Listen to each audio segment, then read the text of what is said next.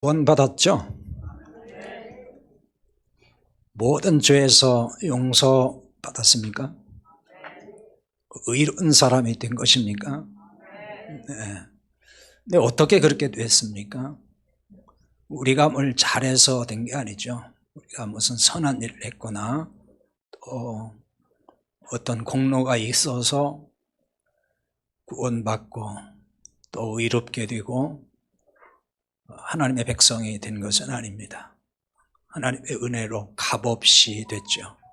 믿음으로 됐습니다. 이제 교회를 다니는 사람들 치고 이렇게 믿지 않는 사람은 없습니다. 다 믿고 있고 구원받았다고도 거의 말을 합니다. 자, 그런데 죽고 나면 자기가 행한 대로 행위에 따라서 심판을 받는다고 생각하는 사람들이 또 많이 있습니다. 구원을 받기는 했지만은 어떻게 살았느냐에 따라서 심판이 따른다고 그렇게 믿는 사람들이 있죠. 여러분도 그렇게 생각을 하는지 모르겠습니다. 그런 생각을 들게 하는 성경 구절이 여럿 있습니다. 많이 있어요. 그 중에 하나가 오늘 본문입니다. 그 외에 이제 다른 구절은 오늘 시간상 설명하지는 않겠습니다. 또 찾아보지도 않겠습니다.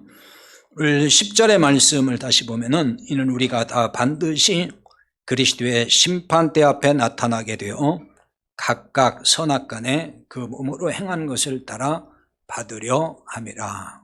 이렇게 되어 있죠. 분명히 그리스도의 심판대 앞에 나타나서 각각 선악간에 그 몸으로 행한 것을 따라서 받는다. 이렇게 지금 되어 있습니다. 자, 오늘 이 말씀이 굉장히 중요한데요. 이 말씀이 깨달아지면은 이제 심판과 관련된 말씀들이 다 함께 깨달아질 수가 있습니다. 선악간에 그 몸으로 행한 것을 따라 받는다 하는 것을 어떻게 이해를 하고 있죠? 선한 일을 했다면은 이제 상을 받고 또 악한 일을 했으면은 벌을 받는다는 식으로 그렇게 많이 알고 있죠. 대부분 다 그런 식으로 이해를 하는 것 같아요. 실제로 이제 공동번역 성경을 보면은 그렇게 정확하게 번역을 해놨습니다. 근데 여기서 한 가지 이제 우선 정리할 게 있습니다. 선한 일이 뭐고 악한 일이 뭐냐는 거죠.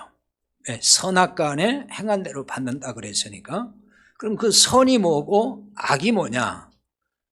혹은 이제 선과 악의 기준이 뭐냐 하는 거예요.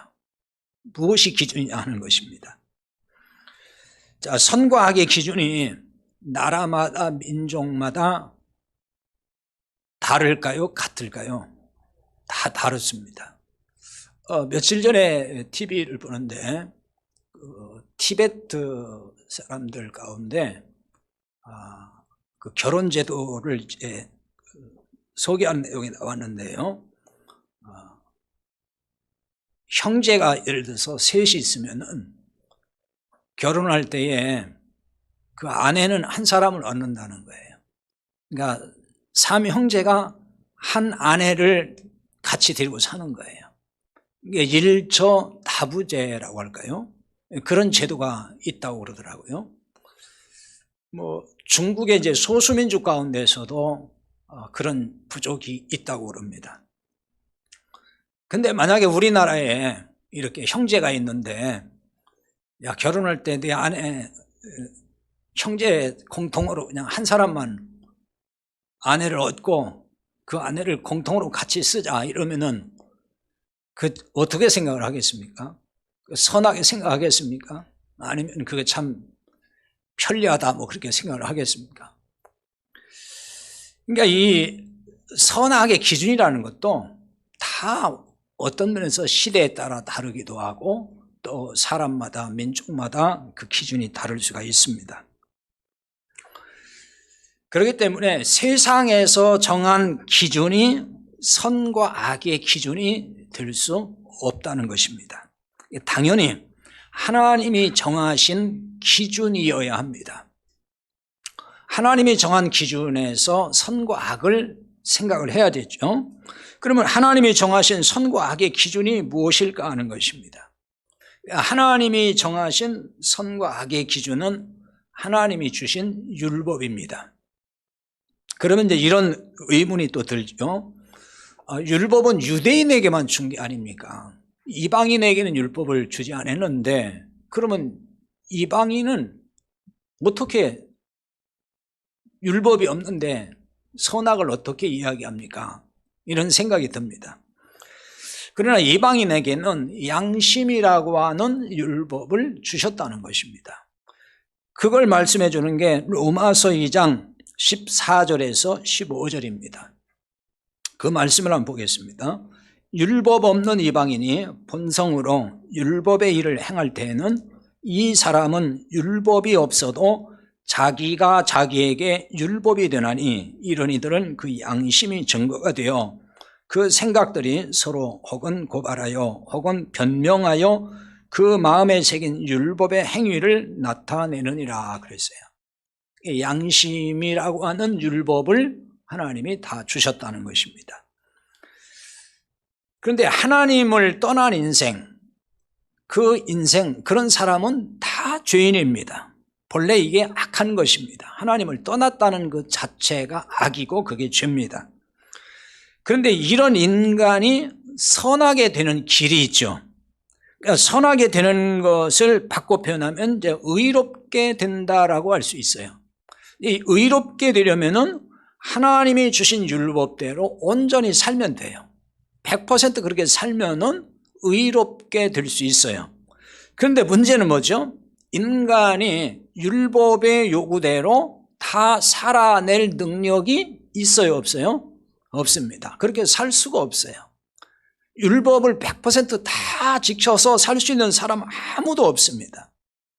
하나님이 이것을 아시고 그리스도를 보내셔서 율법의 요구를 다 이루신 거예요. 십자가를 통해서 바로 율법을 완성하셨다는 것이 그겁니다. 율법의 모든 짐, 우리가 짊어져야 될 율법의 짐, 율법의 요구를 예수님이 율법 아래 나셔서 다 짊어지셨어요. 지난주에도 그 말씀을 일부 드렸는데요. 그래서 누구나 예수 그리스도를 믿는 자를 의롭다라고 하신다는 것입니다. 인간이 그러니까 선하게 되는 길, 즉 의롭게 되는 길이 딱 이것입니다. 다른 길은 없어요. 예수 그리스도를 믿음으로만 모든 죄에서 용서받고 의롭게 되는 것입니다. 이걸 선하게 된다는 겁니다. 즉 예수 그리스도를 믿는 자, 그래서 의롭게 된 사람은 또 어떤 상태냐면 그리스도와 연합이 된 것입니다. 그리스도와 하나가 됐다고 말입니다. 그래서 예수님 안에 우리가 있고 예수님 우리 안에 계시는 거예요. 그래서 그게 연합인 것입니다. 하나가 된 겁니다. 이게 의롭게 된 사람이고 또 구원받은 사람의 상태가 그런 거예요. 단지 내가 그냥 교회 다니고 나 예수 믿어 그러니까 나 구원받아서 그게 아니고 그리스도와 하나가 되고 연합된 상태, 그것이 구원인 거예요. 그러니까 그리스도 안에 있습니다. 주님이 내 안에 계세요. 그 의로우신 주님 안에 있으니까 하나님께서 우리를 이제 더 이상 정죄하지 않는다는 거죠. 그것이 로마서 8장 1절에 그리스도 예수 안에 있는 자에게는 결코 뭐가 없어요? 정죄함이 없나니 그랬잖아요. 하나님이 더 이상 정죄하지 않아요. 죄인이라고 하지 않는다는 거예요. 너는 범법자다 이렇게 하지 않는다는 거예요. 근데 이 말은 어느 시점에서 한 번만 그런다는 게 아니고 계속해서 그게 유효하다는 거예요. 그렇게 계속 정죄하지 않는다는 말입니다. 한 번 그리스도 안에 들어가면은 영원히 그리스도 안에 있는 거예요. 그리스도 안에 있는데 거기서 나왔다가 또 들어갔다가 그런 상태에 빠지는 게 아니에요. 그리스도 안에 한 번 들어가면은 그래서 안전한 것입니다. 그리스도 안에 있으면은 그래서 결코 누구도 정죄할 수가 없는 거예요. 의롭다고 하시는 것은 선한 자라고 인정하신다는 말과 같은 것입니다.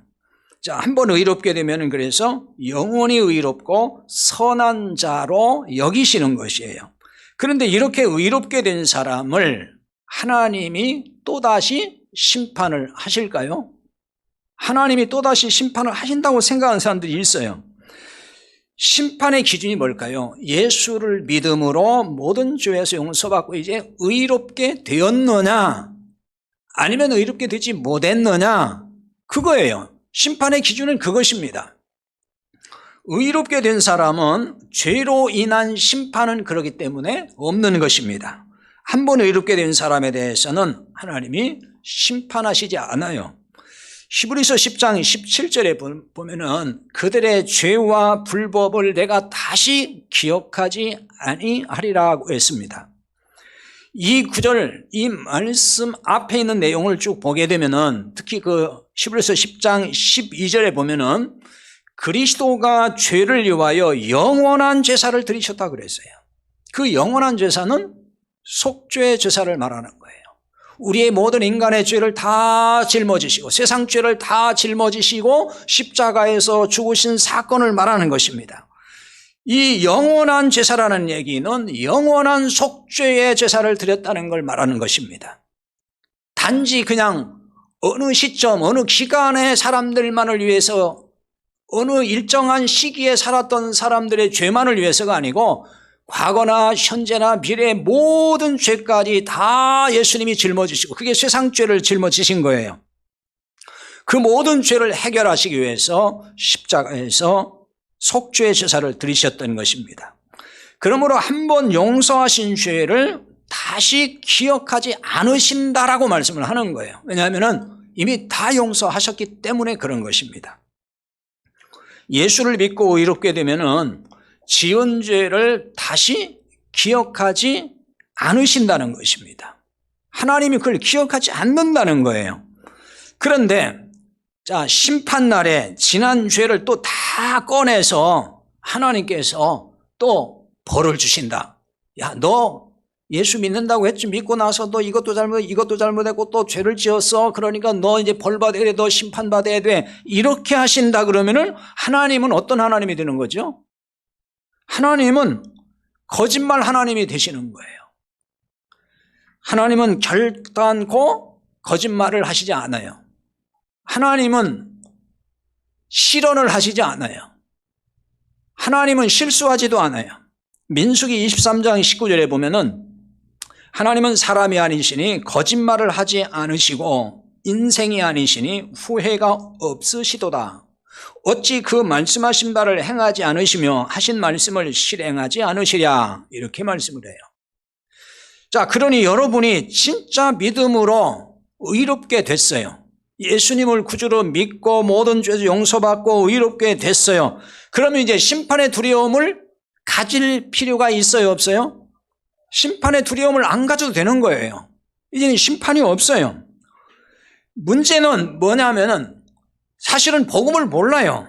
구원이 뭔지 잘 몰라요. 죄 용서받는다는 것이 뭔지를 몰라요. 그냥 교회만 나오는 거예요. 교회 나와서 나 예수 믿어요. 그러면 그게 믿는다고 생각하는 사람들, 예수 믿어야 뭐 세상에 잘 되고 복 받는 거 아니에요, 뭐 그런 식으로 그냥 교회 나오는 사람들, 이런 사람이 문제인 거예요. 정말 예수 그리스도를 내가 구원의 주님으로 믿고 모든 죄에서 용서받았다는 그런 확신, 그래서 이제는 내가 의롭게 됐다, 하나님의 자녀가 됐다라고 하는 사람, 이런 사람은 심판의 두려움을 가질 필요가 없지만은 여전히 예수를 믿는 것이 뭔지, 회개라는 게 뭔지, 용서받은 것이 뭔지, 의롭게 되는 게 뭔지 그런 걸 잘 몰라요. 그냥 교회 나가면 좋다니까, 예수 믿는다고 하면은 된다니까, 그냥 그런 정도라면은 이것은 문제가 되는 거예요. 그러나 어쨌든 우리가 정말 믿음으로 이렇게 된 사람은 심판의 두려움을 갖지 말아야 됩니다. 그러면 아마 이렇게 또 질문할지 모릅니다. 우리가 주의 심판은 받지 않더라도 우리가 이 땅에 살면서 주를 위해서 뭐 충성하고 봉사하고 헌신했던 그런 것들이 다 공로가 돼가지고 하나님께서 그런 걸 놓고서 심판을 하는 거 아닙니까? 상급의 심판이 있지 않습니까? 이제 이런 질문을 분명히 할 거예요. 왜냐하면 하나님 나라에서 상급받는다는 말을 하도 많이 들어서 이런 생각을 금방 하게 됩니다. 상급과 관련해서는 작년도 6월에 설교한 적이 있습니다. 천국에도 시상식이 있는가 이런 제목으로 설교를 했어요. 그러니까 이 상급과 관련해서 더 알고 싶으면 그 설교를 다시 찾아서 들어보시면 됩니다. 자, 성경이 말하는 상급이 무엇인지에 대해서 그때 설명을 했는데요. 오늘 다시 그냥 다 길게 설명을 못하고 간단하게 설명을 하겠습니다. 상급과 관련된 말씀이 또 성경 몇 군데 있습니다. 그 중에 많이 아는 구절이 히브리서 11장 6절이에요. 이건 많이 알고 있어요. 믿음이 없이는 하나님을 기쁘시게 못하느니 하나님께 나아가는 자는 반드시 그가 계시는 것과 또한 그가 자기를 찾는 자들에게 상 주시는 이심을 믿어야 할지니라, 이런 말씀이 있죠. 하나님은 당신을 찾는 자들에게 분명히 상 주신다, 이렇게 상 주시는 이시다라고 말씀을 했어요. 근데 여기 이제 찾는다라고 하는 것은 하나님께 믿음으로 나오는 것을 의미하는 것입니다. 그러면 누구에게나 하나님께서 상을 주신다, 보상을 하신다, 뭐 그런 뜻입니다. 근데 여기서 상은 행함에 따른 차등의 상급일까? 그런 것을 말하는 게 아니에요. 영원한 생명을 주신다는 뜻으로 말씀하시는 겁니다. 즉 하나님의 나라로 보상해 주신다는 말이에요. 이게 이제 구원인 거죠. 이렇게 상 주시는 하나님을 믿으라고 한 뒤에 그 말씀 뒤에 말씀들을 쭉 보게 되면은 무슨 말씀들이 나오냐면 구원의 문제를 다루고 있어요. 그래서 노아라든지 아브라함, 야곱 등의 그 믿음의 사람들 이야기가 이어지고 있어요. 그러니까 이 사람들이 봐라, 하나님께서 이렇게 상을 줬다, 이런 상 줬다, 저런 상 줬다, 이 사람은 더 믿음이 좋아서 큰 상을 받았고 이 사람은 뭐 열심히 안 했기 때문에 작은 상 받았고, 그런 얘기를 하는 게 아니고 누구나 다 하나님 나라를 바라보고 다 이렇게 구원받았다라고 하는 이야기를 사실상 하고 있어요. 그러니까 영생이라는 상을 받은 사람들을 소개하고 있다는 얘기입니다. 이런 문맥으로 볼 때에 상을 준다는 말은 우리가 세상적 기준에서 생각하는 그런 상급이 아니라 구원을 말하는 거예요. 구원이라는 상을 주신다는 것입니다. 그러면 이 구원이라는 상이 작은 것일까요? 우리는 보통 이 세상에서 뭐 엄청나게 뭘 많이 받고 뭐 소위 말하면 무슨 복을 받고 그러면 그게 큰 뭐 상이라도 생각하는데, 구원이라는 거에 대해서 그렇게 큰 상이라는 생각들을 별로 안 하는 것 같아요. 세상에 있는 것이 더 큰 것이지, 이런 것이 너무 강한 것 같아요. 그러니까 세상 것만 너무나 바라고 그거 달라고 한단 말이에요.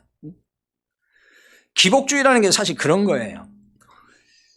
히브리서 10장 35절에 보면 이렇게 말씀해요. 그러므로 너희 담대함을 버리지 말라. 이것이 큰 상을 얻게 하느니라 그래요.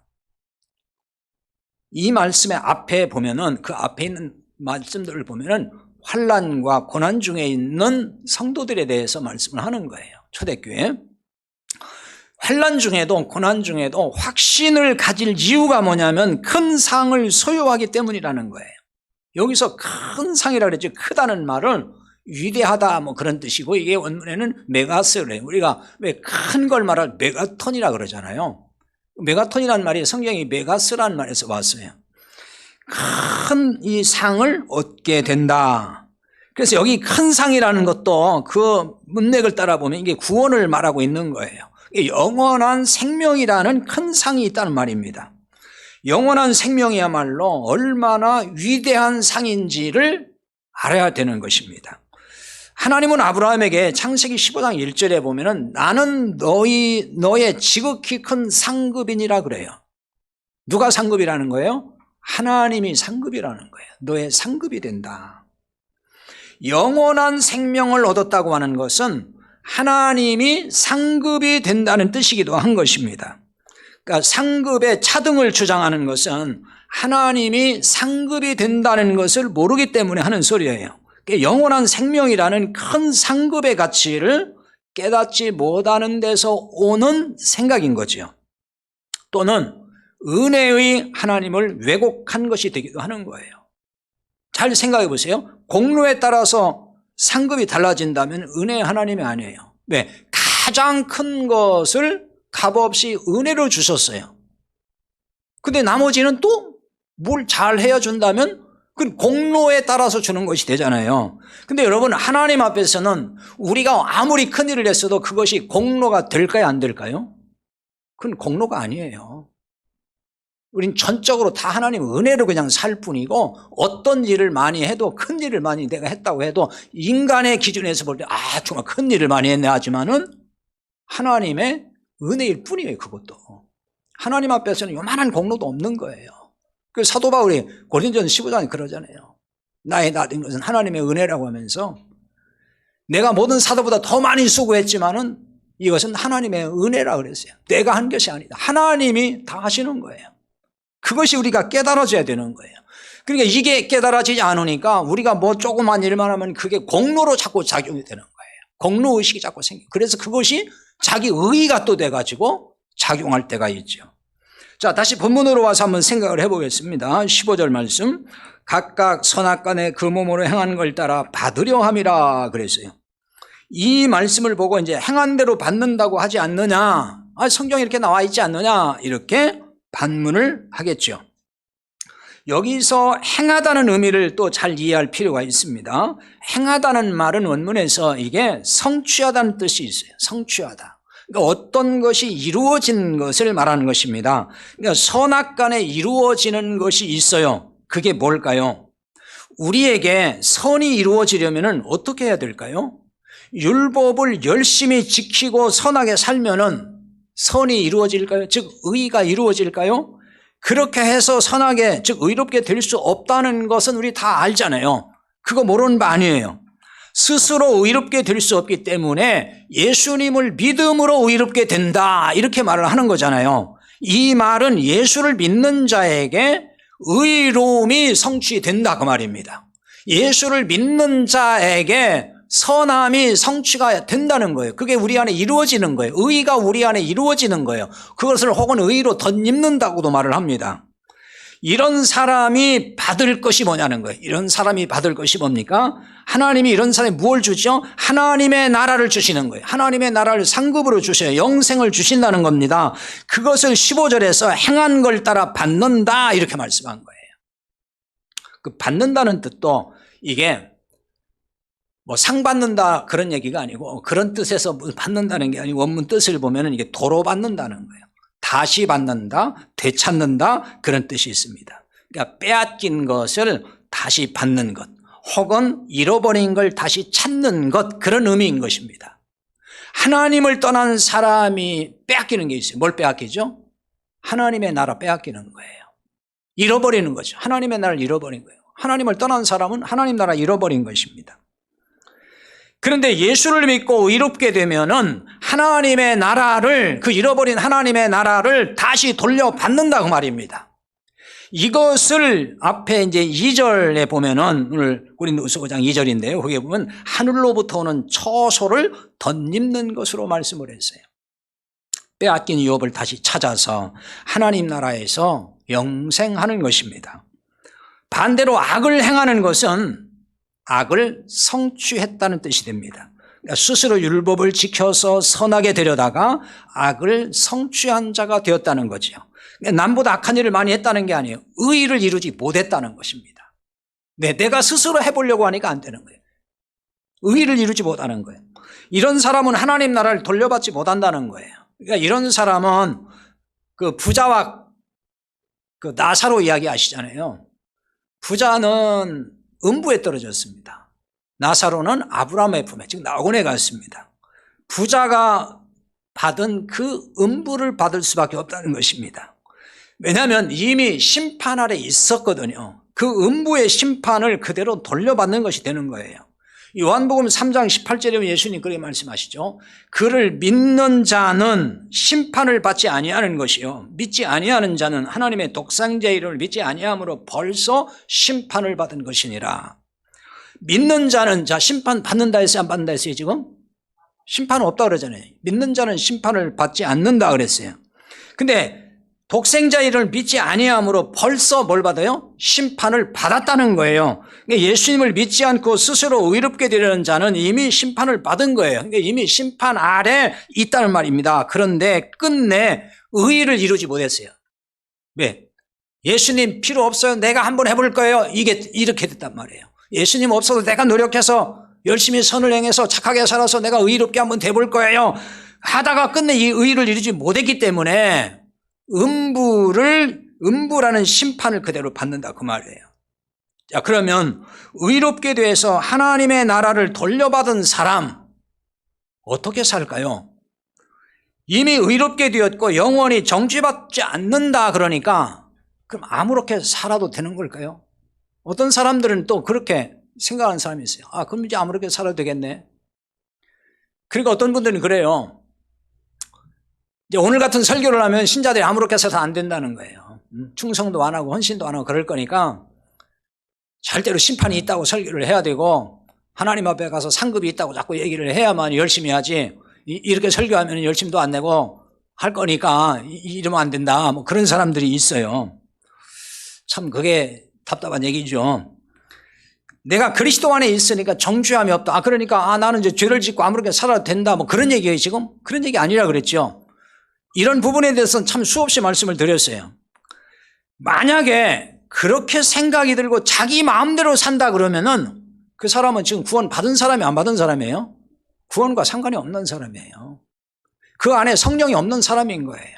하나님 나라가 그 안에 없는 사람인 거예요. 그러니까 그냥 자기 멋대로 산다고 생각이 그렇게 돌아가는 거예요.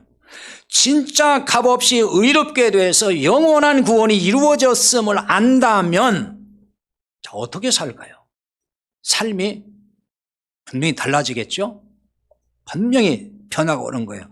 그 오늘 본문 8절과 9절에 답이 있습니다. 읽어보겠어요. 우리가 담대하여 원하는 바는 차라리 몸을 떠나 주와 함께 있는 그것이라. 그런즉 우리는 몸으로 있든지 떠나든지 주를 기쁘시게 하는 자 되기를 힘쓰노라 그랬어요.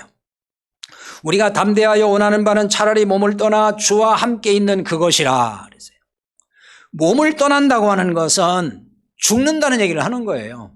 왜냐하면 우리 몸에 있는 영이 떠나는 게 그게 죽음이에요. 그 얘기를 하는 것입니다. 주와 함께 있다는 것은 하나님 나라에 가서 주님과 함께 사는 걸 말하는 거예요. 이런 담대함이 있고 이걸 원한다는 것입니다. 지금 사도 바울은 그 고백을 하는 거예요. 나는 차라리 이 땅에 사는 게 아니고 오히려 하나님 앞에 가서 내가 이 땅을 떠나서 이 몸에서 내 영이 떠나서 이제 하나님 앞에 가서 사는 게 난 더 좋겠다. 그걸 나는 원한다는 것입니다. 이것은 뭘 말할까요? 이런 정도 되면 이제 죽음에서 자유한 사람이 되는 거예요. 그렇잖아요. 이 땅에서 얼마나 오래 살까 그런 고민하는 사람이 아니라는 거예요. 하나님이 부르시면 나는 가는 게 훨씬 좋다. 그 믿음으로 사는 거죠. 이제 그 정도로 하나님 나라에 대한 확신이 강한 거죠. 하나님 나라에 믿음이 있는 거란 말이에요. 자, 여러분에게 하나님 나라에 대한 믿음이 있습니까? 확신하고 있어요? 근데 뭐 100년 단위를 살려고 그렇게 애를 씁니까 여기서? 자, 하나님 나라에 대한 확신이 있으면은 사실 이 세상 것에 연연하지 않고 살 거예요. 그 확신이 있으니까. 내가 그걸 보고 있으니까. 믿음의 눈으로 그걸 보고 있으니까요. 하나님 나라가 믿어지기 때문에 이 세상 것은 아무것도 아니라고 여길 수 있는 거예요. 왜냐하면 하나님 나라와 세상 아무리 좋은 것이 있어도 비교하면 비교가 돼야 안 돼요? 비교할 수가 없어요. 이건 아무것도 아닌 거예요. 하나님 나라의 것과 이 세상 것과 어떻게 비교가 되겠냐고. 이거 아무것도 아닌 거예요. 그러니까 이것에 대한 믿음, 이 확신이 있으면은 이 세상 것에 연연하지 않는다는 거죠. 사도 바울이 그리스도를 얻고, 즉 참된 보화를 얻고 나서 하늘의 이 보화를 발견하고 나서 이 세상에 그렇게 좋아 보였던 보물로 여겼던 걸 뭘로 여겼어요? 배설물로 여겼다 그랬잖아요. 아무것도 아닌 걸로 생각을 한 거예요. 그래서 다 내려놓을 수 있고 다 버릴 수 있는 거예요. 세상 것이 너무나 좋은 거예요. 이게 보물인 거예요. 이게 최고의 가치인 거예요. 하나님 나라 그건 가봐야 하는 거고 이렇게 생각하니까 내려놓을 수도 없고 버릴 수도 없고 세상 것에 연연해서 그게 얽매여 가지고 믿는다고 하죠. 믿는 게 아닌 거예요. 그냥 교회만 왔다 갔다 하는 것이지.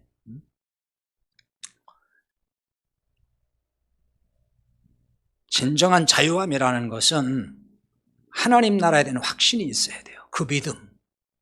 그 하나님 나라가 얼마나 좋은지. 그럼 이 세상 것은 이제 시시하게 보이기 때문에 자유해질 수가 있는 거죠. 세상에 대해서도 자유한 사람으로 살 수 있는 거예요.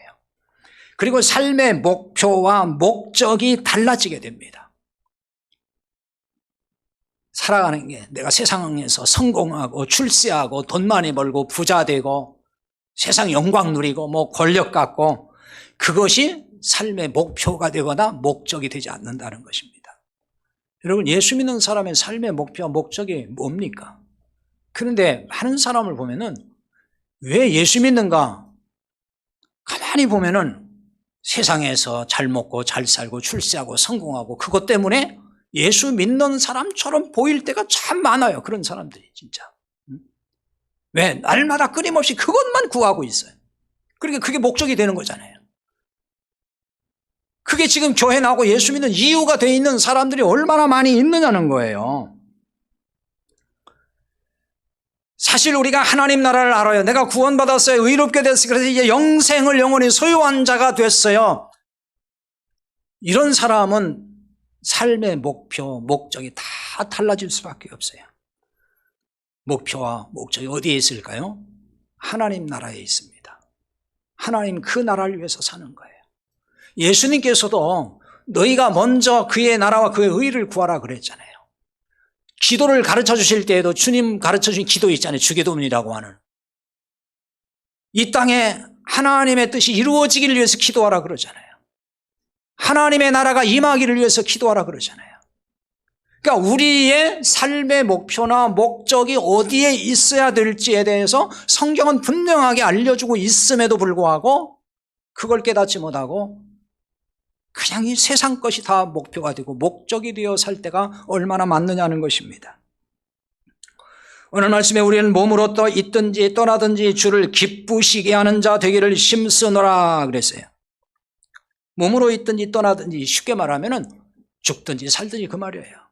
내가 이 땅에서 살아 있든지 아니면 이 몸을 떠나서 하나님 앞에 가든지 주님을 기쁘시게 하기를 힘쓰기를 원한다 그랬으며 주님을 기쁘시게 하는 자가 되기를 힘쓴다는 거예요. 이게 바로 삶의 목표와 목적이 어디에 있는지를 보여주는 말씀이에요.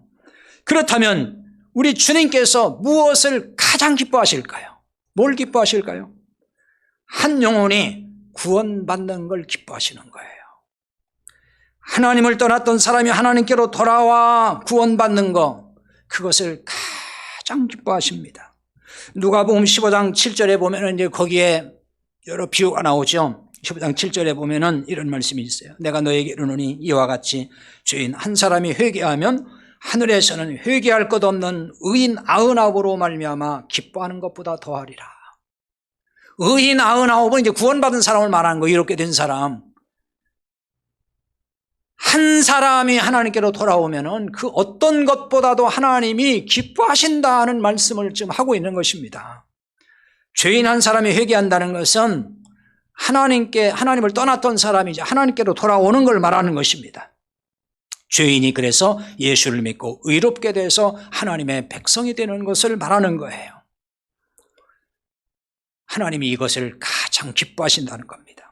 죄인 한 사람의 구원을 위해서 그럼 하나님은 어떤 방법을 사용하실까요? 한 사람이 구원받기를 위해서 하나님은 어떤 방법을 쓰셨습니까?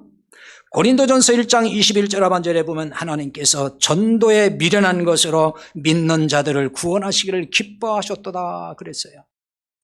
전도에 미련한 것이라는 것은 사람들이 어리석게 보는 복음 선포를 뜻하는 것입니다.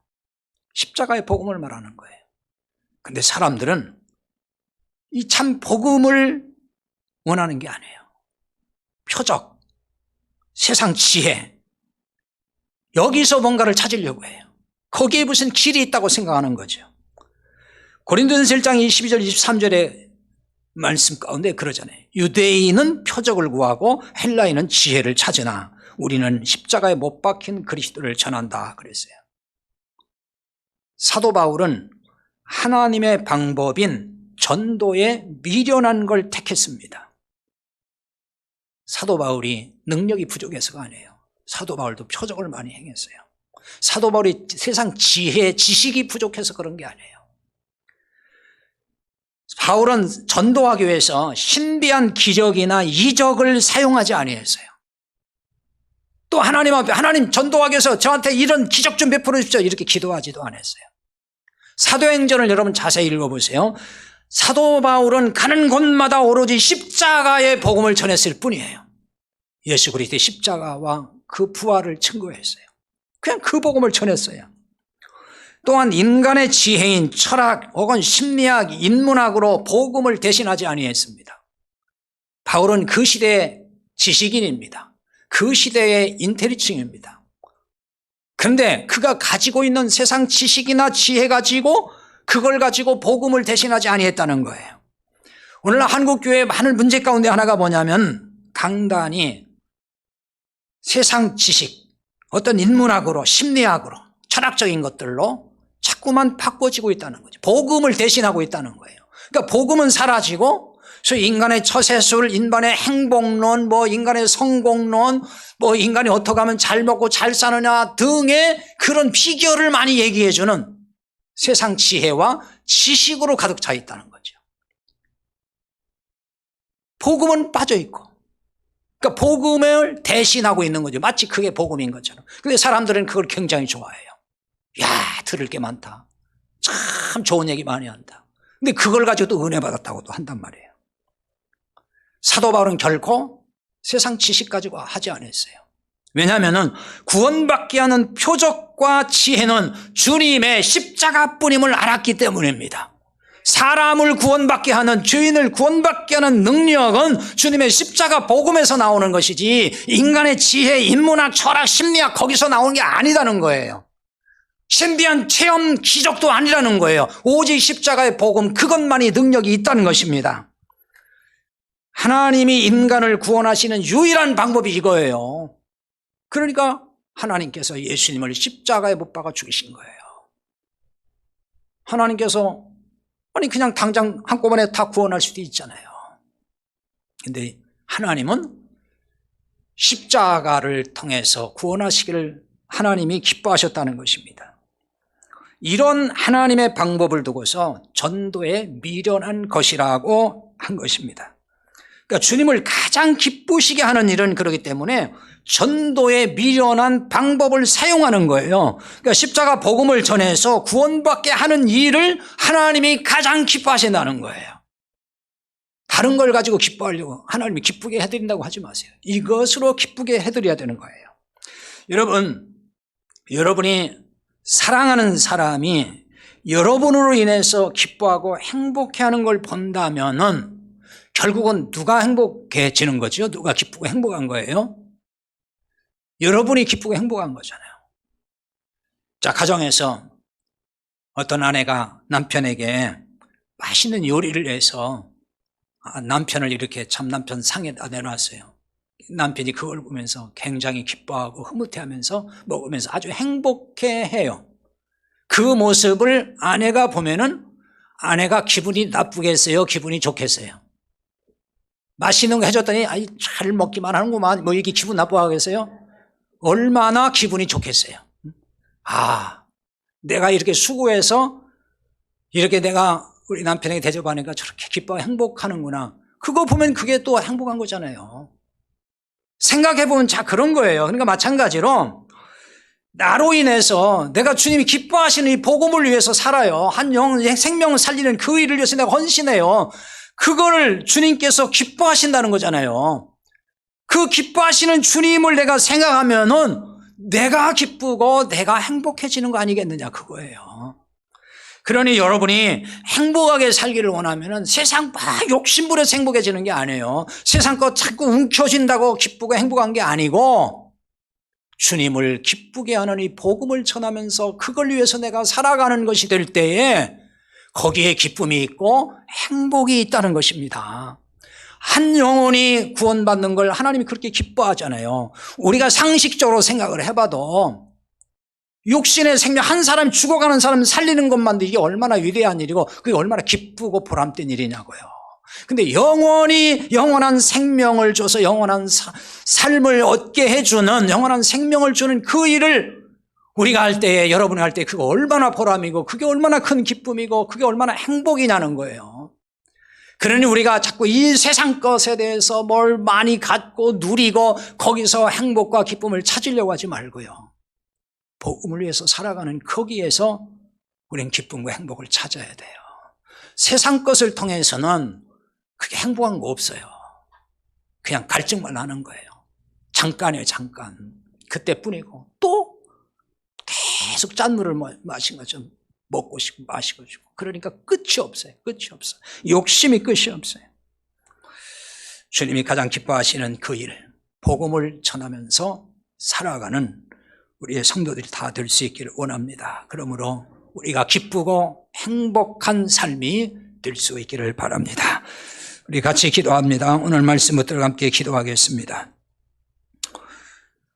우리는 영원히 소망 없는 자였습니다. 죄 아래 신음하며 심판 아래 있었던 자들입니다.